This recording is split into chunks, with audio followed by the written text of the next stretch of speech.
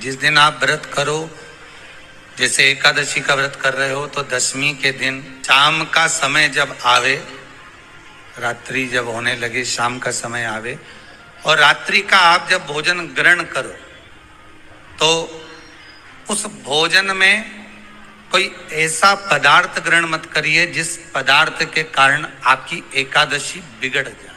एकादशी का दूसरा नियम बहुत ध्यान से सुनिएगा। जिस दिन आपकी एकादशी का व्रत हो, उस दिन प्रयास करिएगा कि अपने हाथ से किसी भी वृक्ष की कोई पत्ती टूटे ना। अपने हाथ से किसी भी वृक्ष की, पौधे की, किसी भी वृक्ष की पत्ती अपने हाथ से ना टूटे। बहुत ध्यान दीजिएगा महाराज। एकादशी का ये दूसरा नियम है कि अपने हाथ से किसी पौधे की, किसी वृक्ष की, किसी डाली की कोई पत्ती ना टूटे, इसका प्रयास करिए। यहाँ पर तीसरे नंबर का जो, चौथे नंबर का जो उपाय बताया है, उपवास करने का जो नियम बताया, उसमें वर्णन किया, एकादशी के दिन अगर आपका व्रत है तो आप भूलवश भी डब्बे में रखी हुई रोटी गाय को ना देते हुए कुछ थोड़ा सा फलहार, कोई केला, कोई सेब, जो आप खाते हो, अंगूर, पपीता, जो आप ग्रहण कर रहे हो, उसका थोड़ा सा भाग आप गाय को प्रदान करो। आप गाय को दीजिए, रोटी ही दिए, डब्बे में से निकाल के ले गई, गाय आई है, रोटी देना, देव मना नहीं। बाकी के दिन आप आपके बेटे से कह दो रोटी दिया बेटा जा, पर आप अपने हाथों से, आपका व्रत है तो आप फलहार आप कर रहे हो, तो फलहार का ही दान गौ माता को दीजिए।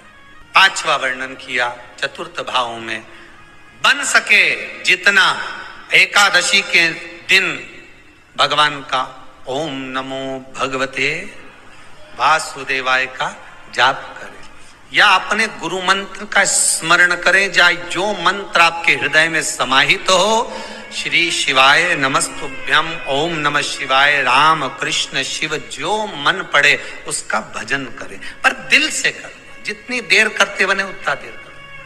माला पकड़ने की भी जरूरत नहीं कि माला पकड़ के बैठता हूं तो घटकी जिब्या से जप लो नहीं, जी वही उतना में पूरा हो जाए, वही बहुत। पांचवा नियम कहा, जिस दिन आपका व्रत रहे, किसी निंदक से बात ना करें।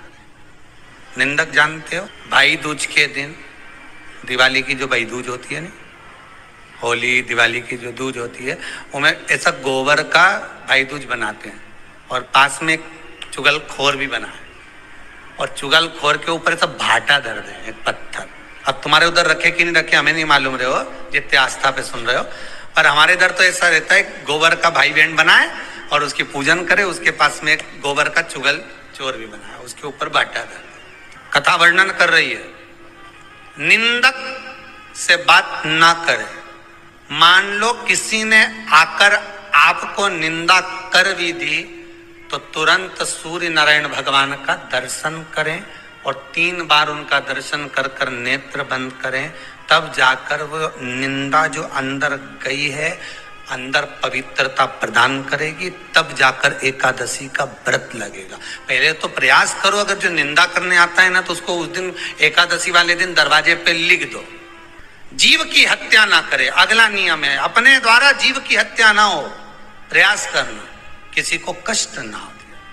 18 नियम में से एक नियम और, प्रयास करिएगा एकादशी जब भी करें तो द्वादशी से जुड़ी हुई करें, दशमी से जुड़ी हुई एकादशी कम करें। जो वैष्णवों की एकादशी कौन सी होती है? जो एकादशी द्वादशी से जुड़ी हो, दशमी से नहीं। दशमी से जुड़ी हुई एकादशी व्रत कहलाती है, और द्वादशी से जुड़ी हुई एकादशी पुण्य फल प्रदान कर कर वैष्णवों को भगवान के चरण में छोड़ आती है। इसलिए एकादशी द्वादशी से जुड़ी हुई होना चाहिए। फिर अगला वर्णन किया गया, महाराज शास्त्र कहता है, अगला वर्णन जो किया गया उसमें बताया, प्रयास करें जिस दिन एकादशी हो उस दिन घर में बुआरी झाड़ू आदि जो लगती है वो दूसरा लगा ले। क्यों? उसका वर्णन है, अगर आप बुआरी लगाएंगे, झाड़ू लगाएंगे, पोछा लगाएंगे, तो हो सकता है कोई जीव आपके हाथ के द्वारा मर जाए। क्या करोगे? सारे व्रतों में केवल एक व्रत ऐसा होता है एकादशी का, जिसका उद्यापन पहली एकादशी पर भी कर सकते हो। सारे उद्यापन में केवल एक उद्यापन ऐसा होता है, सारे व्रतों में एक व्रत का उद्यापन ऐसा होता है, वो है एकादशी का। ये जरूरी नहीं कि 26 पूरी होगी तभी तुम करोगे, या तो पहली में ही कर लो या फिर 26 पूरी हो तब कर। पर उद्यापन, अब तुमको ऐसा लगे कि हाँ मैं अभी तो जीऊंगी हो, अभी तुम्हारा बाल भी धोला नहीं हुआ, तुमको ऐसा लगे तो अभी तो मैं तो बढ़िया, तो पहली पर करने से क्या फल मिलेगा? तो एकादशी की नियमावली कहती है, अगर मान लो आपने पहली एकादशी पर भी उद्यापन कर लिया, इसके बाद में जितनी एकादशी करोगे वो सारी तुम्हारे खाते में जुड़ती जाएगी। मतलब बैंक में खाता खोल लो, ठीक है, खाता खोल लिया, अब जितना कमाता जाओगा उसमें डालते जाओ, जितनी कमाई करके लाओगे उसमें जमा करते जाओ। एकादशी एक बार उद्यापन पहले में भी हो गया तो बाकी का पुण्य तुम्हारे खाते में आ जाए। एकादशी का उद्यापन बड़े महीने में माघ शुक्ल एकादशी के दिन, माघ का महीना हो, शुक्ल पक्ष की, जम के बोलिए, एकादशी हो, प्रयास करना कि आप उद्यापन करें, भले 5, 10, 11, 12 जितनी एकादशी हो जाए, 26 हो जाए तो ज्यादा अच्छी है, नहीं तो आप करें तो माघ महीने की शुक्ल पक्ष की एकादशी के दिन आप उद्यापन करें। प्रयास रखें। बड़े महीने के अंतर्गत जो उद्यापन, हाँ चतुर्मास के अंतर्गत उद्यापन नहीं होता एकादशी का, बहुत ध्यान दीजिएगा। ये जो सावन भादो कुंवर कार्तिक जो 4 महीना होते हैं भगवान के शयन करने के, इसके अंतर्गत एकादशी का उद्यापन नहीं होता, और इसके अंतर्गत उद्यापन करना भी नहीं चाहिए एकादशी। एकादशी का उद्यापन माघ महीने की शुक्ल पक्ष की एकादशी के दिन आप बहुत प्रेम से आनंद के साथ करिए महाराज। परंतु एकादशी के उद्यापन में सबसे ज्यादा अगर कुछ जरूरी होता है तो 24 तरह का नैवेद्य जरूरी होता है। कितने तरह का? 24 तरह का नैवेद्य।